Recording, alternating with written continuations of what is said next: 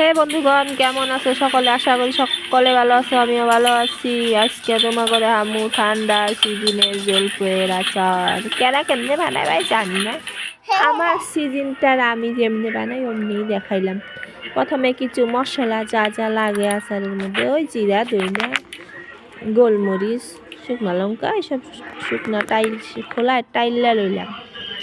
তারপরে কড়াই দিয়ে দিলাম তেল, ফোড়নে দিলাম পাঁচফোড়ন।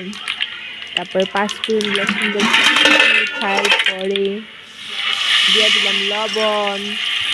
লবণের পরে এই যে জলপাইগুলো দেখতে চাও না, এগুলা কিন্তু সিদ্ধ করে নুন হলুদ মাখাইয়া 3 দিন রোদ্রে দিয়ে রাখছিলাম। তারপরে এগুলা দিয়া ঠিক সে ফ্রাই করতেই থাকবা। যখন দেখবা সুন্দর হয়ে আসছে, তারপরে দিয়া দিবা চিনি আর গুড়। চিনিটা নাও দিতে পারো, গুড় দিয়ে বানাইলে গুড় দিয়ে বানাবা, চিনি দিয়ে বানাইলে চিনি দিয়ে। আমি অবশ্য দুইটা দিয়েই বানাই, দুইটা দিয়ে বানাইলে একটু ফ্লেভারটা অন্য আসে, মজা লাগে খাইতে, টেস্ট ইয়াম্মি ইয়াম্মি। তো যাই হোক, একলা একলা ক্যামেরা করতেছি, আবার এদিকে আচারও বানাইতেছি, অত একটা ভালো হয় না। অবশ্য স্ট্যান্ড লাগাইলে ভালো হইতো, লাগাইনি স্ট্যান্ড ফিস্ট্যান্ড।